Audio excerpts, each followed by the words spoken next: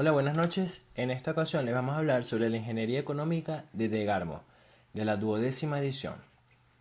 Los integrantes de este grupo son Ana Aramayo y quien les habla Edgar Maduro.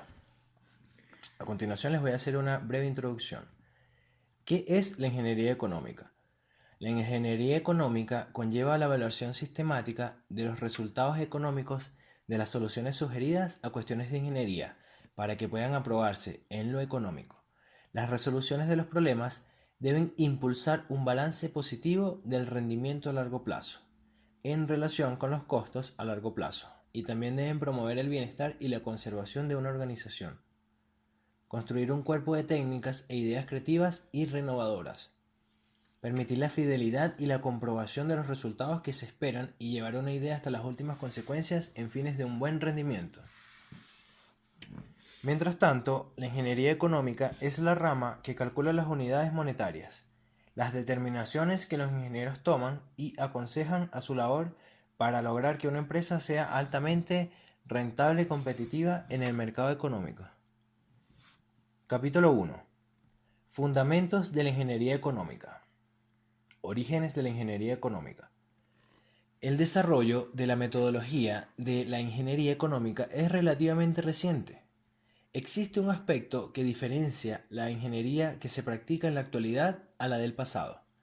La visión de la económica es una meta fundamental del ingeniero, como la consecución de técnicas novedosas para alcanzarla.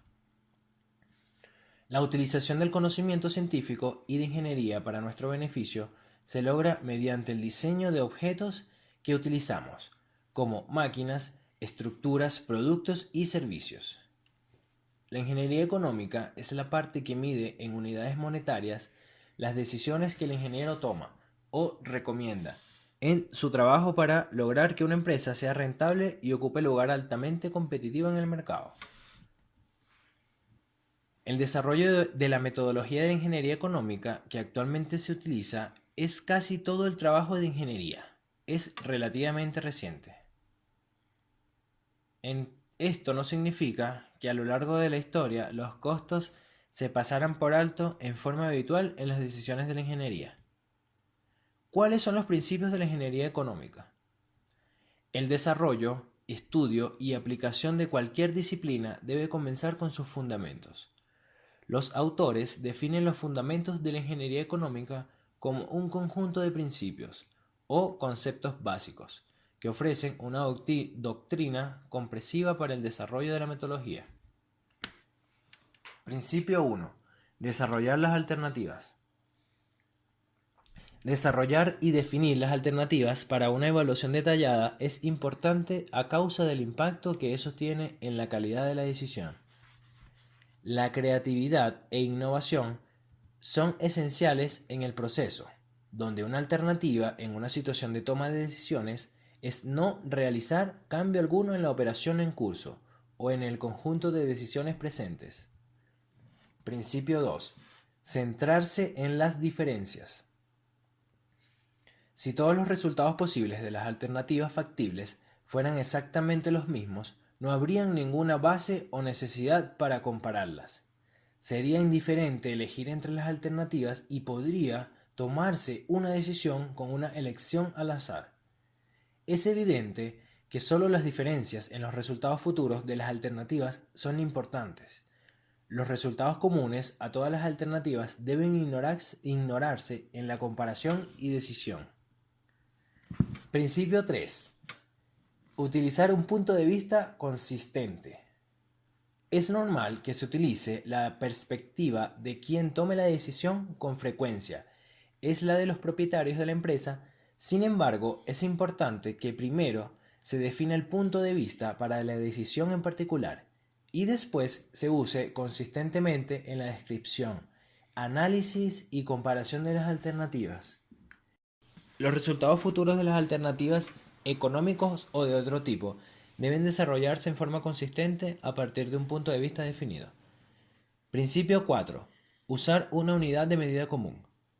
El uso de una unidad de medida común para enumerar tantos resultados futuros como sea posible simplificará el análisis y la comparación de las alternativas.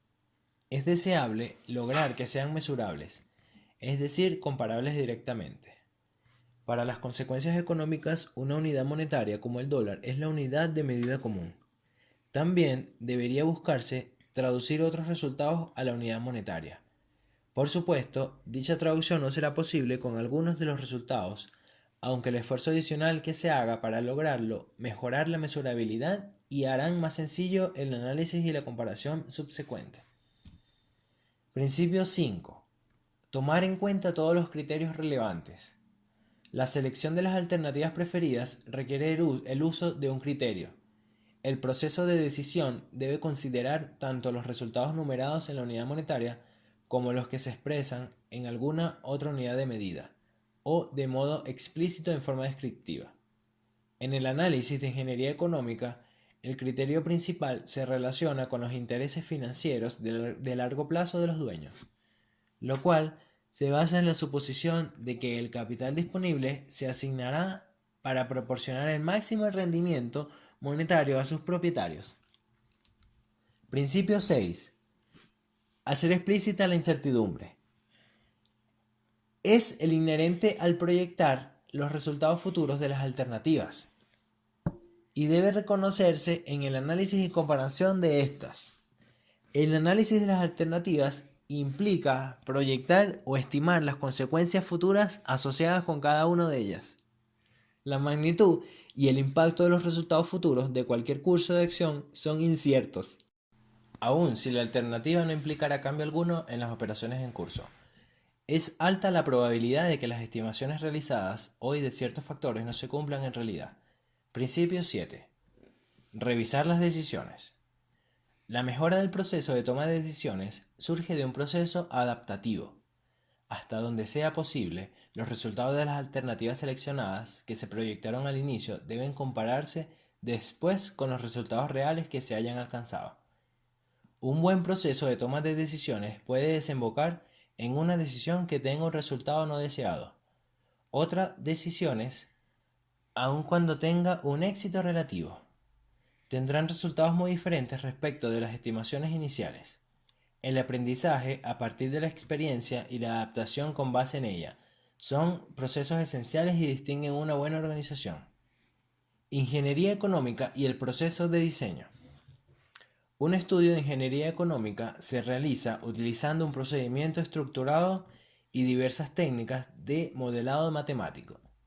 Después, los resultados económicos se usan en una situación de toma de decisiones que implica dos o más alternativas que por lo general incluye otra clase de información y conocimiento de ingeniería. Capítulo 2. Conceptos de costo y diseño de modelo económico. Estimación del costo y terminología de costos.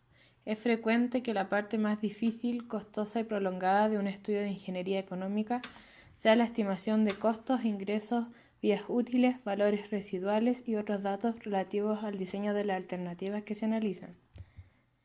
Estimación de costos.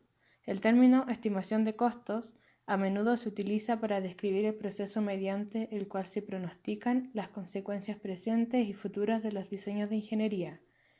Una dificultad inicial en las estimaciones para los análisis económicos consiste en que la mayor parte de los proyectos prospectivos son relativamente únicos, es decir, no se han realizado previamente esfuerzos de diseño similares para satisfacer los mismos requerimientos y restricciones. Costos fijos. Los costos fijos son aquellos que no resultan afectados por un cambio en el nivel de actividad de las operaciones, dentro de un rango de capacidad de producción o de la capacidad instalada. Los costos fijos típicos incluyen seguro e impuestos de bienes inmuebles, administración general y salario administrativo, tarifas de licencia y costos de interés sobre capital prestado. Costos variables. Los costos variables son aquellos que están asociados con la operación y que varían en relación con la cantidad total de producción u otras medidas de nivel de actividad. Si usted estuviera realizando un análisis de ingeniería económica, para un cambio se proponen cierta operación existente, los costos variables serían la parte principal de las diferencias sujetas a estudio entre las operaciones del presente y las que las sustituirían, ya que el rango de actividad no cambiaría de manera significativa. Costos incrementables. Un costo incremental o ingreso incremental es el costo o ingreso adicional que resulta del incremento en la producción de una o más unidades de un sistema. El costo incremental se asocia con frecuencia con decisiones de tipo de hacer o no hacer, que implica un cambio limitado en el nivel de actividad o de producción. Costos recurrentes. Los costos recurrentes son aquellos que son repetitivos y se presentan cuando una organización produce bienes o servicios similares, con continuidad.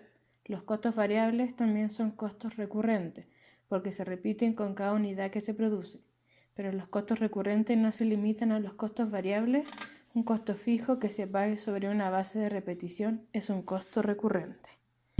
Costos no recurrentes. Los costos no recurrentes, entonces, son los que no son repetitivos, aun cuando el gasto total puede ser acumulativo en un periodo relativamente corto. Es frecuente que los costos no recurrentes impliquen desarrollar o establecer una cierta capacidad instalada o capacitar para operar.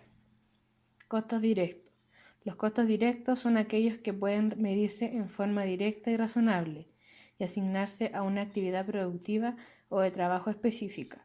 Los costos de la mano de obra y materiales que se asocian directamente con alguna actividad productiva, de servicio o construcción, son costos directos. Costos indirectos. Los costos indirectos son aquellos que es difícil atribuir o asignar a una actividad productiva o laboral específica.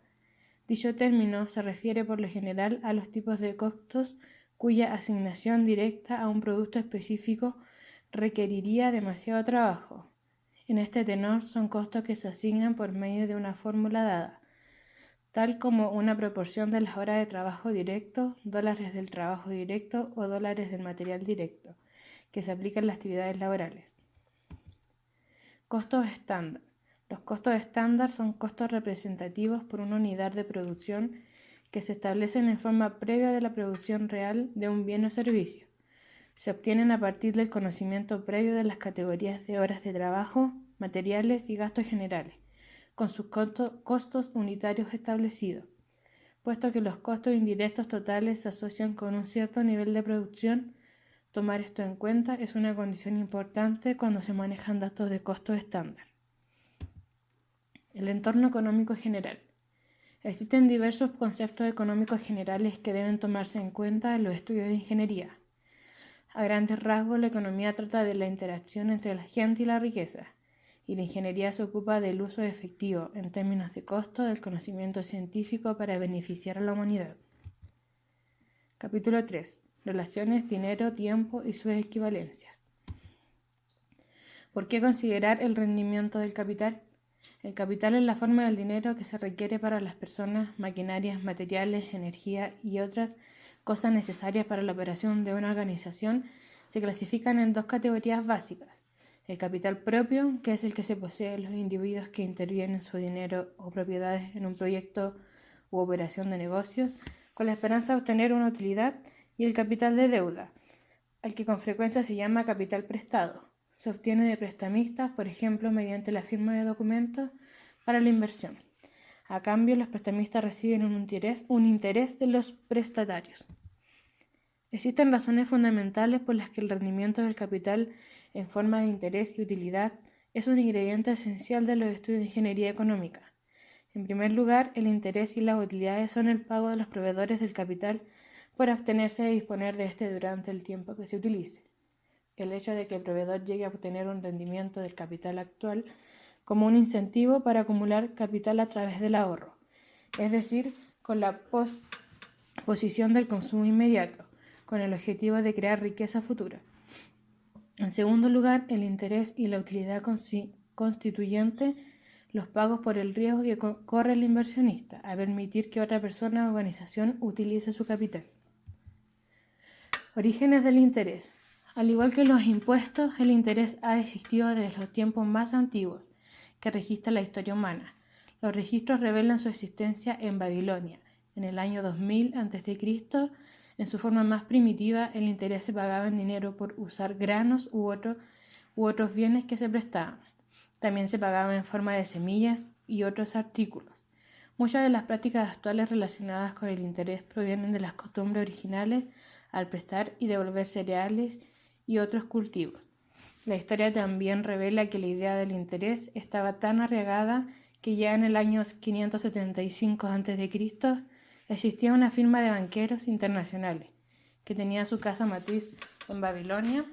El ingreso de dicha compañía provenía de las elevadas tasas de interés que cobraba por permitir usar su dinero para financiar el comercio internacional. Interés simple. Se dice que el interés y la tasa correspondientes son simples si el interés total que se obtiene o se cobra es una proporción lineal de la cantidad inicial del préstamo, la tasa de interés y el número de periodos de interés por los que se hizo el préstamo. En la práctica comercial contemporánea no es común que se utilice el interés simple. Si se aplica interés simple, el interés total que se obtiene o se paga se calcula con la fórmula siguiente: I es igual a C por I por N, donde C es la cantidad principal que se da o se obtiene de un préstamo, N el número de periodos de interés, por ejemplo años, y la tasa de interés por periodo. Interés compuesto. Se dice que el interés es compuesto siempre que el cobro de este por cualquier periodo de interés se base en la cantidad principal que se resta más cualquier cargo por intereses acumulados hasta el comienzo de ese periodo. El concepto de equivalencia. Las alternativas deben compararse hasta donde sea posible cuando producen resultados similares, sirven al mismo propósito o cumplen la misma función. Esto no siempre se logra en ciertos tipos de estudio económico, como se verá más adelante, aunque ahora nuestra atención se centra en responder la pregunta: ¿cómo se comparan las alternativas que proporcionan el mismo servicio o desempeñan la misma función cuando el interés desempeña un papel a lo largo de periodos extensos? En tales casos se debe considerar la comparación de las opciones alternativas, propósito reduciéndola a una base equivalente que depende de 1. La tasa de interés, 2. Las cantidades de dinero implicado, 3. El tiempo de los ingresos o egresos de dinero, 4. La forma en la que se paga el interés o la utilidad sobre el capital invertido y cómo se recupera el capital inicial. Ejemplo del capítulo 3. Interés simple. Calcular a cuánto asciende el interés simple producido por un capital de 556.000 pesos invertido durante 4 años a una tasa del 7% anual. La resolución, si aplicamos la fórmula que es igual a I igual a C por I por N, en la cual se va a expresar el 7% en tanto por 1, se obtiene 0,07. Quedaría I es igual a 556 por 0,07 por 4, sería igual a 155.680. A una tasa de interés simple del 7% anual, al cabo de 4 años, los 556.000 pesos han ganado 155.680 pesos de interés. Interés compuesto. Para un periodo determinado sería capital final es igual a capital inicial más los intereses. Veamos si podemos generalizarlo como un ejemplo. Hagamos los cálculos para saber el monto final de un depósito inicial de 1 millón a 5 años plazo con un interés compuesto del 10%. Como no se especifica, se sostiene que es el 10% anual. En el año 0 se depositó 1 millón inicial y se generó 100.000 pesos de interés teniendo un saldo final de 1.100.000. Al año 1 tenemos 1.100.000 de depósito inicial generando 110.000 pesos de interés con un saldo final de 1.210.000. Al año 2 tenemos un depósito inicial de 1.210.000 generando un interés de 121.000 pesos teniendo un saldo final de 1.331.000 pesos. Al año 3 un depósito inicial de 1.331.000 pesos generando un interés de 133.100 con un saldo final de 1.464.100. Al cuarto año, 1.464.100 generando un interés de 146.410 teniendo un saldo final de 1.610.510. Al año 5 nos damos cuenta que 1.610.510 pesos queda con el interés compuesto. Y como conclusión, algunas definiciones presentadas anteriormente son esenciales en la ingeniería económica, siendo esta una aplicación de factores y criterios económicos para evaluar alternativas que de valor económico especifica de flujos de efectivos estimados durante un periodo de tiempo específico. El estudio de la ingeniería económica es realmente importante en el proceso de la solución de problemas porque contiene métodos principales que ayudan a lograr un análisis económico que llevan a la implementación y selección de una alternativa previamente estudiada, entre otros. Es importante destacar conceptos como inflación, la cual se conoce como la pérdida de valor adquisitivo de la actividad monetaria, cuyo término se encuentra muy acentuado en la actualidad y que se debe manejar con ciertas herramientas como los tipos de interés simple y compuesto conjuntamente, estudiado con inversión inicial, los costos de operación y mantenimiento, y otros conceptos que facilitan el análisis presente-futuro en negocios sobre todo el país. Buenas noches. Gracias.